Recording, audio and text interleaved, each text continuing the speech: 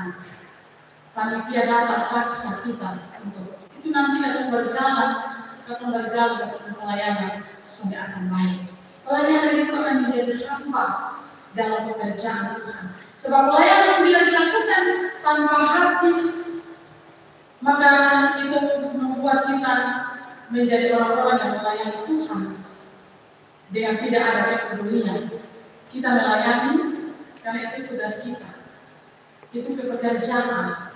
Kalau kita melayani karena panggilan, maka ketika kita tidak diberi insentif untuk kita merasa bahwa itulah panggilan. Kita percaya bahwa suatu saat ada dari Tuhan. Tapi kalau kita melayani Tuhan dengan melihat pelayanan itu sebagai pekerjaan, maka kita akan melayani Tuhan dengan asal-asalan saja.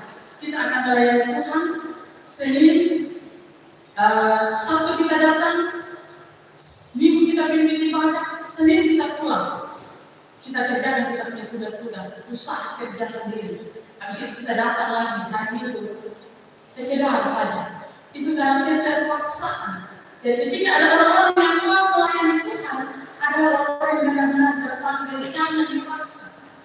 Ada banyak pelayan Tuhan yang sekolah teologi, ketika mereka bersekolah, karena dipaksa, karena dinasar oleh orang tua, terakhir mereka sekolah tidak benar. Ada yang tidak sampai dari pelayan Tuhan, ada yang hanya jadi guru, ada yang kerja di lain, karena tidak mampu.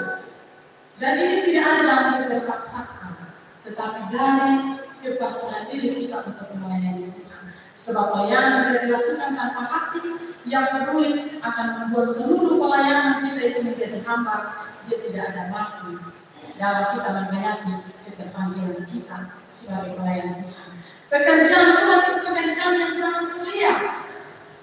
Karena mulianya pekerjaan itu, maka ada prinsip yang penting yang Yesus minta diperhatikan oleh para murid saat itu lewat bacaan yang tadi kita baca, yaitu kebergantungan mutlak kita pada Tuhan. Ketika kita ada dalam pekerjaan itu tidak mudah. Kita akan berjumpa dengan tantangan, dengan rintangan, baik dalam diri kita bahkan dari luar diri kita. Dari dalam diri kita mungkin kita sakit, dari luar diri mungkin suami yang tidak menerima keberadaan kita sebagai pelayan, atau mungkin orang-orang terdekat kita. Kita harus berhadapan dengan situasi itu.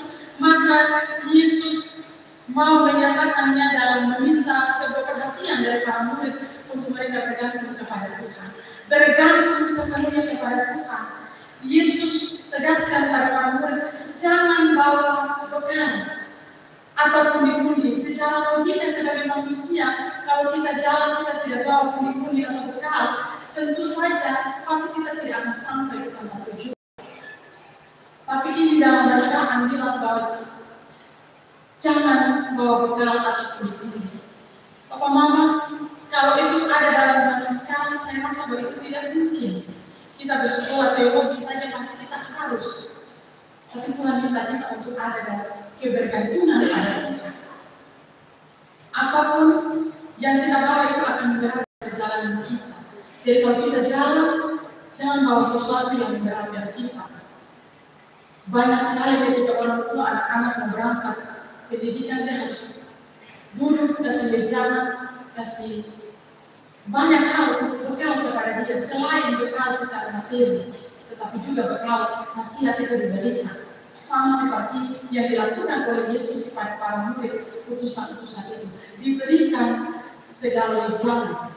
Kata Yunani yang dipakai dalam pada saat itu ketika tidak diperbolehkan untuk membawa bekal itu adalah bahagia.